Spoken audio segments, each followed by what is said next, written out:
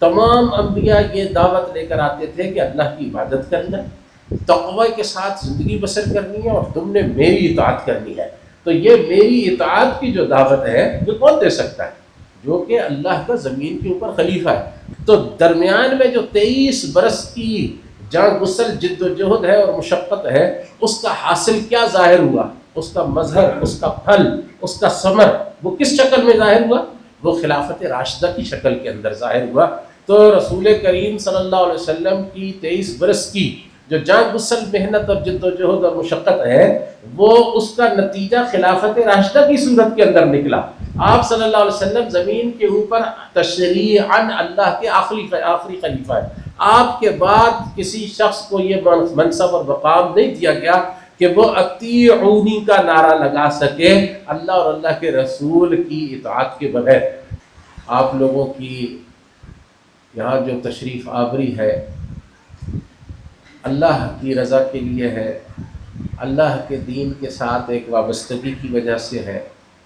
نبی پاک صلی اللہ علیہ وسلم نے ہمیں اس حوالے سے خوشخبری عطا فرمائی ہے کہ جب دو مسلمان آپس میں ملتے ہیں اور ان کی آپس کی ملاقات کی وجہ اللہ کی رضا کے سوا کوئی دوسری نہیں ہوتی، تو اللہ تبارک و تعالیٰ ان کے گناہ جو ہے وہ معاف فرما دیتا ہے۔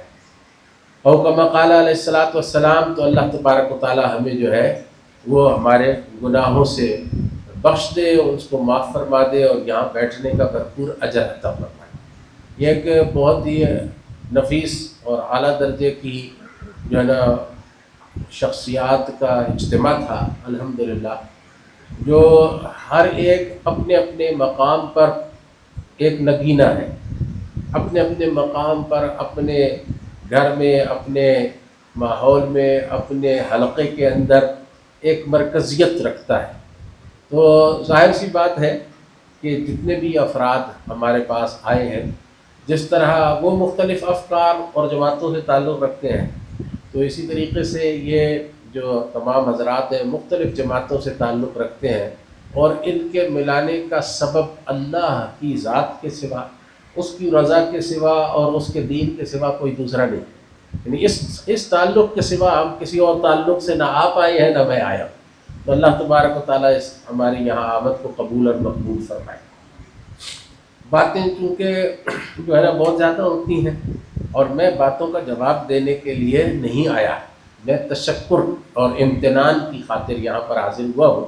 تو جو سب سے پہلا شکر بنتا ہے وہ تو اس اللہ پاک کا ہے جس کے بارے میں نبی کریم صلی اللہ علیہ وآلہ وسلم نے ہمیں یہ تعلیم دی ہے کہ جب بھی ہم اپنا کوئی کام جو ہے اس کو اختتام کریں تو اس کے اختتام پر اس کا شکر ادا کریں۔ اللہ رب العزت کا شکر، لئن شکرتم لازیدنکم، اگر اللہ کا شکر ادا کیا جائے تو اللہ کی نعمتوں میں اضافہ ہو جاتا ہے، اس کے احسانات میں اضافہ ہو جاتا ہے۔ تو سب سے پہلے ہم اس بات پر شکر ادا کرتے ہیں کہ اللہ سبحانہ و تعالیٰ نے ہمیں انسان بنایا جو اشرف المخلوقات ہے، اللہ نے ہمیں زمین پر اپنا خلیفہ بنایا، اور اللہ رب العزت نے ہر دور کے اندر خلافت کو ایک رہنمائی عطا فرمائی۔ جب پہلے خلیفہ کو اللہ نے دنیا کے اندر بھیجا تو یہ وعدہ فرمایا کہ اما یأتینکم منی ھدی فمن تبع ھدایا فلا خوف علیہم ولا ھم یحزنون، کہ تمہارے پاس میری طرف سے جب ہدایت آئے گی تو جو کوئی بھی اس ہدایت کی اتباع کرے گا اور ہر قسم کے خوف اور غم سے اللہ اس کو نجات عطا فرما دے گا۔ تو یہ جو سوال اٹھایا ہمارے دوست اور بہت ہی پیارے جو ہے نا علاقائی رہنما بھی ہیں اور مرکزی سطح کے بھی رہنما ہیں حضرت مولانا سید عتیق الرحمن شاہ صاحب محمدی نے، کہ بھائی کتنے انبیاء علیہ السلام خلیفہ بنے، تو ہمارے یہاں اہل سنت والجماعت کی کتابوں میں تمام کتب کے اندر جہاں خلافت زیر بحث ہے وہاں یہ بات لکھا ہوا ہے کہ یہ بات درج ہے کہ تمام انبیاء علیہ السلام اللہ کے خلیفہ ہی بن کر زمین کے اوپر تشریف لائے۔ کوئی بھی نبی ایسا نہیں تھا کہ جس کے اوپر اللہ رب العزت کی خلافت نازل نہیں ہوئی۔ نبی خود اللہ کا زمین پر خلیفہ تھا، اللہ کا حکمران تھا جو اللہ نے زمین کے اوپر یہاں نافذ کیا تھا۔ اس کو کام یہ کرنا تھا کہ اس نے دعوت دینی تھی. کس بات کی دعوت دینی تھی؟ کہ اللہ کی عبادت کرو. حضرت نوح علیہ السلام پہلے رسول بن کر آئے نا، تو انہی کی جو ہے نا سورہ نوح اس کے اندر اللہ رب العزت نے اس سوال کا جواب آپ کو دے دیا ہے کہ ان اعبدوا اللہ واتقوہ واطیعونی. تمام انبیاء یہ دعوت لے کر آتے تھے کہ اللہ کی عبادت کرنا، تقوی کے ساتھ زندگی بسر کرنی ہے، اور تم نے میری اطاعت کرنی ہے. تو یہ میری اطاعت کی جو دعوت ہے یہ کون دے سکتا ہے؟ جو کہ اللہ کا زمین کے اوپر خلیفہ ہے. لہٰذا وہ سب خلیفہ تھے، اللہ نے ان کو زمین پر تشریعاً خلیفہ مقرر فرمایا تھا. اب اس کے بعد اگر ان کی قوموں نے ان کی اطاعت نہیں کی تو اس سے ان کی خلافت جو ہے اس کے اوپر کوئی حرف نہیں آیا. وہ زمین پر اللہ کے بندے، اللہ کے نبی، اللہ کے خلیفہ رہے، اور آخرت میں اسی حیثیت سے اللہ ان کو بلائے گا. جس پبلک نے، جس رعایا نے، جس عوام نے ان کی اطاعت نہیں کی، اللہ رب العزت ان سے ان کی نافرمانی کا جو ہے نا وہ بدلہ لے گا. ٹھیک ہے، تمام انبیاء علیہ السلام زمین کے اوپر اللہ کے خلیفہ تھے، تو اللہ رب العزت نے ہمیشہ نظام خلافت ہی بھیجا ہے. حضرت نوح علیہ السلام سے لے کر نبی علیہ السلام تک جتنے رسول آئے ہیں سب نبی، رسول اور خلیفہ تھے اپنی جگہ پر. اب جن لوگوں کے نیچے کچھ ایسے لوگ تھے، قومیں تھیں کہ جنہوں نے ان کی اطاعت کر لی، تو وہاں پر وہ جو خلافت زمین کے اوپر اللہ دے کر بھیجتا تھا اس کا منظر نظر آنے لگا. یعنی جب انکار تھا تو منظر نظر نہیں آتا تھا، جب اقرار ہو گیا تو منظر نظر آنے لگا. تو سب سے پہلا شکر تو اس اللہ کا ہے کہ جس نے جو ہے نا وہ ہمیں انسان بنایا، خلیفہ بنایا، اور خلافت کی ہمیشہ سے جو ہے نا ہدایات انبیاء علیہ السلام کے ذریعے سے نازل فرمائی. اس کے بعد تمام انبیاء علیہ السلام کو ہم صلاۃ و سلام بھیجتے ہیں کہ انہوں نے اس کام کو اپنی تمام طاقت لگا کر صرف کر کے پیش کیا. اور نبی کریم صلی اللہ علیہ وسلم کا شکر اور آپ کا شکریہ بھی ہم پر انتہائی واجب ہے، کیونکہ آپ صلی اللہ علیہ وسلم نے 23 برس کی جان گسل محنت اور جد و جہد اور مشقت کے بعد آپ نے زمین پر خلافت کا ایک نظام قائم کیا. میں آپ سے ایک سوال کرتا ہوں، وہ میرے ایک بزرگ حضرت چودھری رحمت علی صاحب جو ہے نا وہ اکثر اپنے دوستوں سے کیا کرتے تھے. وہ کیا تھا؟ سوال خوبصورت ہے، بہت خوبصورت سوال ہے کہ جب نبی پاک صلی اللہ علیہ وسلم دنیا کے اندر تشریف لائے تو آپ کی آمد رسالت سے پہلے، نبوت سے پہلے، اس دور کو کیا کہتے ہیں؟ دور جہالت کہتے ہیں. وہ جاہلیت کا دور تھا. اور جب آپ صلی اللہ علیہ وسلم دنیا سے تشریف لے گئے اس دور کو کیا کہتے ہیں؟ دور خلافت راشدہ. دور خلافت ہے نا. تو درمیان میں جو 23 برس کی جان گسل جد و جہد ہے اور مشقت ہے، اس کا حاصل کیا ظاہر ہوا؟ اس کا مظہر، اس کا پھل، اس کا ثمر وہ کس شکل میں ظاہر ہوا؟ وہ خلافت راشدہ کی شکل کے اندر ظاہر ہوا. تو رسول کریم صلی اللہ علیہ وسلم کی 23 برس کی جو جان گسل محنت اور جد و جہد اور مشقت ہے، وہ اس کا نتیجہ خلافت راشدہ کی صورت کے اندر نکلا. آپ صلی اللہ علیہ وسلم زمین کے اوپر تشریعاً اللہ کے آخری خلیفہ ہے. آپ کے بعد کسی شخص کو یہ منصب اور مقام نہیں دیا گیا کہ وہ اطیعونی کا نعرہ لگا سکے اللہ اور اللہ کے رسول کی اطاعت کے بغیر. وہ کہہ سکتا ہے کہ میری اطاعت کرو، لیکن اس وقت تک ہوگی جب تک کہ اللہ اور اللہ کے رسول کی اطاعت کے دائرے کے اندر وہ رہے گا.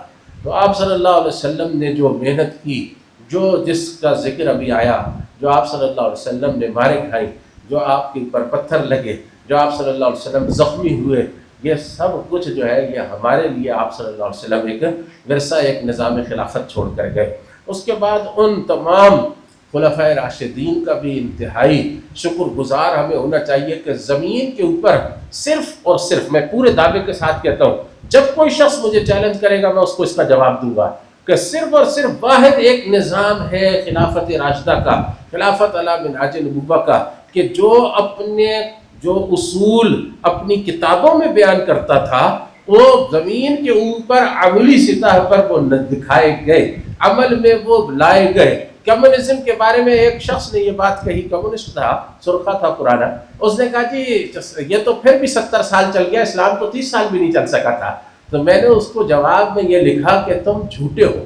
اس لیے کہ تمہیں یہ یاد نہیں کہ پہلا 5 سالہ منصوبہ جو کہ لینن اور ٹراٹسکی نے دیا تھا، وہ پہلا 5 سالہ منصوبہ 6 مہینے میں انہیں واپس لینا پڑا، اور جب انہوں نے وہ پہلا 5 سالہ منصوبہ جو ہے وہ ناکام ہوا، اس کی ناکامی کا اعلان کیا، تو کمیونزم اسی دن فیل ہو گیا تھا، کیونکہ اس میں پہلے دفعہ میں انہوں نے کہا کہ تمام انسانوں کے ویجز برابر کر دیتے ہیں، تمام انسانوں کی مراعات برابر کر دیتے ہیں۔ تو جیسے ہی انہوں نے ایسا کیا تو لوگوں نے کہا ہم اپنے بچے کیوں پڑھائیں بھائی، 16 سال کے بعد ہمارا بچہ ڈاکٹر بنے، انجینئر بنے، اور سڑک کے اوپر روڑی کوٹنے والے کے برابر اس کو جو ہے نا جزا دی جائے، اجر دیا جائے، تو پھر ہم اپنے بچے کو کل سے کیوں نہ روڑی کوٹنے کے لیے بھیج دیں؟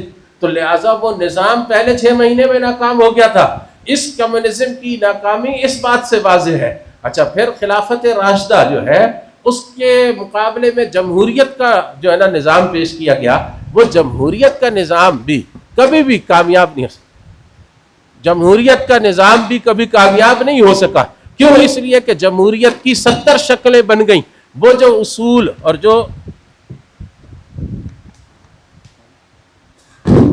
وہ اصول جو کہ وہ بیان کرتے تھے کہ بھئی یہ ہمارے اصول ہیں، ان اصولوں کے اوپر انہیں بار بار مفاہمت کر کے نظام تبدیل کرنا پڑا۔ یہ ایک طویل علمی بحث ہے، میں اس میں نہیں جانا چاہتا۔ تو صرف اور صرف خلافت راشدہ، خلفائے راشدین کا دور وہ دور ہے کہ جس دور کے اندر ہمیشہ اسلام جو ہے وہ اپنی اصل شکل میں اصولوں کے ساتھ جو ہے نا وہ قائم رہا۔ اب اس کے بعد خلافت راشدہ کے بعد جو خلفائے راشدین ہیں، ان کے بعد ہمیں حضرت امام حسین رضی اللہ تعالیٰ عنہ، آج 10 محرم بھی ہے، ان کا بھی شکر گزار ہونا چاہیے۔ لوگ نہیں سمجھتے کہ حضرت امام حسین رضی اللہ تعالیٰ عنہ جو ہیں ان کی شہادت جو ہے اس کی حقیقت کیا ہے۔ اس کے لیے ایک چھوٹا سا کتابچہ میں آپ کو تجویز کروں گا، اپنی دیوبندیت، بریلویت اور اہل حدیثیت ایک طرف رکھ کر آپ وہ کتابچہ سید ابو العالی مودودی رحمۃ اللہ علیہ کا پڑھیں۔ اس کا نام ہے شہادت حسین، 10-12-15 صفحوں کا کتابچہ ہے۔ اس میں وہ شہادت حسین کی وجوہات، مقاصد اور محرکات، اس کا سارا انہوں نے جو ہے نا وہ مجموعہ، وہ خلاصہ وہ بیان کر دیا۔ لیکن حضرت امام حسین رضی اللہ تعالیٰ عنہ کے تشکر کی وجہ کیا ہے، میں آپ کو میرے نزدیک سیدنا امام حسین رضی اللہ تعالیٰ عنہ کی جو قربانی ہے، یہ قربانی اگر نہ ہوتی تو آج ہم خلافت اور ملوکیت کے درمیان، خلافت اور جمہوریت کے درمیان، خلافت اور سوشلزم کے درمیان، خلافت اور ڈکٹیٹرشپ کے درمیان ہم فرق کرنے کے اہل ہی نہ ہوتے۔ سیدنا امام حسین رضی اللہ تعالیٰ عنہ اپنے بیسک اور بنیادی موقف پر قائم رہے۔ آپ نے اس بات پر کبھی غور کیا؟ سارے ناسبی جو کہ حضرت امام حسین کو غلط ثابت کرنے میں کوشش کرتے رہتے ہیں کہ بھائی غلطی ہو گئی تھی ان سے میں پوچھتا ہوں، مجھے اس سوال کا جواب دو، کیا بیعت کر لی تھی انہوں نے؟ کیا انہوں نے بیعت کا مطالبہ پورا کر دیا تھا؟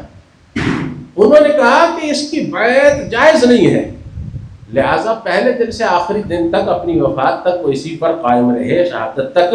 اور اس خون کی لکیر نے وہ فرق قائم کر دیا کہ ملت ہمیشہ سے خلافت کے اصل نظام کو محفوظ شکل میں دیکھتی ہے، اور یزید کی خلافت کو خلافت نہیں سمجھتی۔ یزیدیت سے ساری امت بیزار ہے۔ کسی آپ بڑے سے بڑے یزید کے حامی کو یزید کہہ کر دکھائیں، پھر آپ کو پتہ چلے گا کہ یزیدیت کا کتنا اثر اس کے اوپر ہوتا ہے۔ بات سمجھ آئی؟ تو سیدنا امام حسین رضی اللہ تعالیٰ عنہ کی شہادت جو ہے وہ بھی ایک ایسا موقع تھا کہ جس کے اوپر ساری امت کو ان کا شکر گزار ہونا چاہیے۔ انہوں نے اپنی جان قربان کر کے نظام خلافت راشدہ کو محفوظ رکھا۔ ٹھیک ہے، اس کے بعد میں آپ کو یہ غلط فہمی بھی دور کر دوں، 1-2 جملوں کے اندر یہ بات کہنا میرے لیے کہ میں نے اپنے لیے 10:30 کا ٹائم تجویز کیا، یہ 17-18 منٹ جو ہے نا یہ آپ کے اوپر گراں نہ گزرے، یہ ضروری تھا کہ یہ کچھ غلط فہمیاں ہیں جو میں دور کرنا چاہتا ہوں۔ وہ یہ ہے، غلط فہمی بہت بڑی ہے کہ جی پھر تو خلافت راشدہ کا نظام ہی قائم نہیں ہو۔ یاد رکھیں، میں نے اس میں بڑی تحقیق کی الحمدللہ۔ ہمارے ایک بزرگ تھے سربت سولت صاحب، اللہ تعالیٰ ان کی مغفرت فرمائے، درجات بلند کرے، انہوں نے ایک کتاب لکھی ہے ملت اسلامیہ کی مختصر تاریخ۔ اس میں دوسری جلد سے ان کو اپنی جو پہلی جلد ہے نا اس کی کمی کا احساس ہوا. دوسری جلد سے انہوں نے جو ہے نا وہ ان حکومتوں کا تذکرہ لکھنا شروع کیا کہ جو حکومتیں، جو حکمران خلفائے راشدین کے طرز عمل اور خلفائے راشدین کے طریقے پر چلے. ایسی حکومتوں کا اگر ٹینیور جو ہے اس کو جمع کیا جائے تو 1500 سال میں 2500 سال نکلیں گے. ایک ایک وقت میں کئی لوگوں کے جو ہے نا وہ مقامات. حضرت اورنگزیب عالمگیر بادشاہ غازی رحمۃ اللہ علیہ کی حکومت 50 برس یہاں ہند میں قائم تھی. اس کے ساتھ ہی کانم کی سلطنت جو ہے وہ مشرقی افریقہ سے مغربی افریقہ تک قائم تھی. فلانیوں کی حکومت قائم ہوئی، عثمان ڈان فوڈیو کی حکومت قائم ہوئی. وہ ایک ہی وقت میں بہت ساری حکومتیں تھیں کہ جو حکومتیں جو ہیں وہ خلافت راشدہ کی طرز پر رہیں. حضرت فیروز شاہ تغلق رحمۃ اللہ علیہ کو کسی نے بادشاہ جو ہے نا اس کے بیٹا یا باپ ہونے کی وجہ سے مقرر نہیں کیا. حضرت نصیر الدین چراغ دہلوی رحمۃ اللہ علیہ کے کہنے پر بادشاہ نے مرتے ہوئے ان کو تقرر کیا. ساری جو لوگ تھے انہوں نے ان کی تقرری کو قبول کیا. 42 برس میں انہوں نے سب سے پہلے آتے ہی تو یہ کیا کہ ٹیکسز سارے معاف کر دیے، کیونکہ ٹیکس جو ہے وہ اسلام کے اندر آخری حد ہے. اگر ریاست کی جان خطرے میں پڑ جائے تو ٹیکس لگ سکتا ہے، ورنہ اللہ کے نبی نے فرمایا لا يدخل الجنت صاحب مقسم، جو ٹیکس وصول کرنے والے ہیں یہ جنت کے اندر داخل نہیں ہو سکتے. اور آپ کو پتہ ہے کہ ٹیکس کی کمائی جو ہے وہ کتنی بے دردی سے اڑائی جاتی ہے. تو میں فیروز شاہ تغلق کی بات کر رہا، 107 ٹیکسز اس نے پہلے دن معاف کیا. بعض لوگ یہ سمجھتے ہیں کہ یہ خلافت کا نظام شاید کوئی بدویانہ نظام ہے، کہ یہ جو ہے یہ بدوؤں کے زمانے کا ہے، یہ اس دور جدید میں کہاں چلے گا. اور بھائی خلافت کے نظام سے زیادہ ماڈرن کوئی نظام ہی نہیں ہے. آپ معیشت کی بات کرتے ہیں، معیشت میں سے آپ سود نکال دیں، جوا نکال دیں، اور معیشت کے اندر سے جو ہے نا وہ آپ یہ نکال دیں، ٹیکس نکال دیں، پھر آپ دیکھیں معیشت کیسے جو ہے نا وہ دن دگنی اور رات چوگنی ترقی کرتی ہے. دنیا کی سب سے زیادہ خوشحال ریاستیں وہ شمار کی جاتی ہیں جہاں پر سود کی شرح 0% ہے اور جہاں پر جو ہے نا وہ ٹیکس فری ریاست اور ریجنز قائم کیے گئے ہیں. بہرحال بات دور نکل جائے گی، تو یہ میں نے آپ کو ایک ہنٹ دے دیا ہے، ایک فوڈ فار تھاٹ ہے کہ آپ کبھی تاریخ کا اس انداز سے مطالعہ کریں تو آپ کو پتہ چلے یہ پچھلی 1500 سال کی تاریخ بانجھ تاریخ نہیں ہے.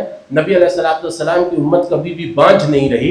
ہمیشہ اس امت نے وہ لوگ پیدا کیے ہیں جنہوں نے نبی علیہ السلام اور آپ صلی اللہ علیہ وسلم کے ساتھیوں کے طریقے کے اوپر زندگی بسر کرنے کے لیے اپنی جانیں کھپائی ہیں، اپنے مال کھپائے ہیں. اور سب سے بڑی بات یہ ہے کہ خلافت کا نظام بطور حزب اختلاف کے ہر دور میں موجود رہا ہے. کوئی دور ایسا نہیں ہے کہ جس میں حکمران اس کے پریشر سے جو ہے نا وہ محفوظ اور آزاد اور نچنت ہو کر سویا ہو. تو یہ تاریخ جو ہے اس کا مطالعہ آپ اس نقطہ نظر سے کریں گے تو آپ کو پتہ چلے گا کہ کتنی خلافتیں خلافت راشدہ کی طرز پر بنی اور چلی، اور پھر اس کے بعد جو ہے وہ اللہ رب العزت نے اس کی برکتوں سے اس امت کو نوازا. آخر میں جناب حضرت سید مقبول احمد شاہ صاحب پیر طریقت، ان کے یہاں تشریف لانے پر جو ملتان سے چل کر آئے ہیں، 78 برس کی عمر ہے. ہم جوانوں سے زیادہ بولنے کا بھی ماشاءاللہ اسٹیمنا ہے. یہ بات ہے کہ بڑھاپا ظاہر ہو گیا، بات بہت ریپیٹ کرنے لگے حضرت. تو بہرحال جو ہے وہ ہر چیز اپنا اپنا اثر رکھتی ہے. اسی طریقے سے ہمارے ایک بزرگ دوست جو ہے وہ بخت زمین صاحب، آج ان کی بزرگی ظاہر ہوئی، آج ان کی جو ہے نا وہ عمر ظاہر ہوئی. میں نے فون کیا، حضرت کدھر ہیں آپ، دیر ہو گئی بہت، ابھی آپ پہنچے نہیں. تو انہوں نے فرمایا کہ قاضی صاحب میں تو دیر میں ہوں. میں نے کہا دیر میں کیوں، آپ کو تو وہاں میں ہونا چاہیے. کہتے قاضی صاحب میں بھول گیا. میں نے کہا یہ کام جو ہے نا بہت خراب ہے، میں آپ کل سے رابطہ کر رہا ہوں، میرا رابطہ نہیں ہوا. تو بہرحال وہ بزرگی بھی ان کی ظاہر ہو گئی. اللہ تعالیٰ ان کی جو ہے نا صحت میں اور طاقت میں اضافہ فرمائے. ہم سب لوگوں کو اللہ اپنے دین کے کام کے لیے قبول فرمائے. ٹھیک ہے. اور پھر حضرت ڈاکٹر نجم الدین صاحب ملتان سے تھوڑا سا پہلے جو ہے نا رنالہ خرد سے تشریف لائے ہیں، اکاڑا سے. تو اللہ ان کے لیے بھی جو ہے نا بہت کلمات تشکر ہیں. پھر ابھی مجھے بتایا جناب ہمارے مہمان خصوصی لیاقت بلوچ صاحب نے کہ وہ جو ہے نا کل سے کے پی میں آئے ہوئے تھے. وہ کے پی کے پروگرام ان کے صبح کو کسی وقت ختم ہو گئے ہیں. اس پروگرام کی خاطر جو ہے نا وہ ابھی تک ٹھہرے ہوئے ہیں، اور پھر جو ہے نا اس کے بعد وہ یہاں سے سیدھا نکل جانا چاہتے ہیں. تو ان کا بھی انتہائی درجے میں تشکر ہے. اور جتنا اللہ تعالیٰ ان سب لوگوں کو، یہ سب 70 سے اوپر کے ہو گئے، اللہ تعالیٰ ان کی طاقتوں میں اضافہ فرمائے، بغیر کشتوں کے ان کی طاقتوں میں اضافہ فرمائے، اور ان کو جو ہے نا ہمارے سروں کے اوپر قائم رکھے، ان کی محنتوں کو جو ہے نا وہ سفل ہوتے ہوئے دیکھنے کا بھی ان کو اللہ موقع نصیب فرمائے۔ اس کے بعد جناب جو اتنے تمام ساتھی چلے گئے ہیں، سید احمد نقشبندی صاحب، ہمارے جناب علی سید عتیق الرحمن شاہ محمدی صاحب، اور وہ جو حضرات ہم نے 2-2 4-4 منٹوں کے لیے بلائے تھے، ان تمام حضرات کا شفیع اللہ خان صاحب، شمس الرحمان سواتی صاحب، اور خاص طور سے بڑی دیر تک کمپیئرنگ جاری رکھنے والے ہمارے دوست جو ہے نا مفتی محمد طیب صاحب، ان سب کی یہ شکر کے ساتھ سب سے زیادہ، ان سے زیادہ شکر گزار آپ کا ہوں۔ یہ آپ نے تقریر نہیں کرنی تھی، آپ نے صرف سننا تھا، اور آپ نے بڑے تحمل سے سنا، صبر و برداشت کے ساتھ سنا۔ تو اب ہم جو ہے نا وہ نماز بھی پڑھیں گے، اور جن حضرات نے کھانا نہیں کھایا، وہ ہمارے مہمانان گرامی موجود ہیں، انہوں کو ہم نے کھانا کھلانا ہے اسٹیج سے اتار کے، تو اس کے لیے جو ہے نا وہ دعا کر لیں، 1-2 منٹ جو میرے زیادہ ہو جائیں اس کے لیے مجھے معاف فرمائے۔ الحمدللہ رب العالمین والعاقبۃ للمتقین والصلاة والسلام علی خاتم الانبیاء والمرسلین۔ اللہم ربنا لا تزغ قلوبنا بعد اذ ہدیتنا وہب لنا من لدنک رحمہ انک انت الوہاب۔ ربنا لا تؤاخذنا ان نسینا واخطانا، ربنا ولا تحمل علينا إصرا كما حملته على الذين من قبلنا، ربنا ولا تحملنا ما لا طاقة لنا به، واعف عنا واغفر لنا وارحمنا أنت مولانا فانصرنا على القوم الكافرين، فانصرنا على القوم المشركين، فانصرنا على القوم المنافقين۔ اللهم ربنا ظلمنا أنفسنا وإن لم تغفر لنا وترحمنا لنكونن من الخاسرين۔ ربنا آتنا من لدنك رحمة وهيئ لنا من أمرنا رشدا۔ ربنا آتنا في الدنيا حسنة وفي الآخرة حسنة وقنا عذاب النار۔ ربنا هب لنا من أزواجنا وذرياتنا قرة أعين واجعلنا للمتقين إماما۔ اللهم اكفنا بحلالك عن حرامك وأغننا بفضلك عمن سواك۔ رب اجعلني مقيم الصلاة ومن ذريتي ربنا وتقبل دعاء۔ ربنا اغفر لي ولوالدي وللمؤمنين يوم يقوم الحساب۔ ربنا تقبل منا إنك أنت السميع العليم وتب علينا إنك أنت التواب الرحيم۔ وصلى الله تعالى على خير خلقه محمد وعلى آله وصحبه سبسکرائب أجمعين۔ کریں، شیئر کریں اور بیل آئیکن کو دبانا نہ بھولیں۔ جزاكم الله خيرا۔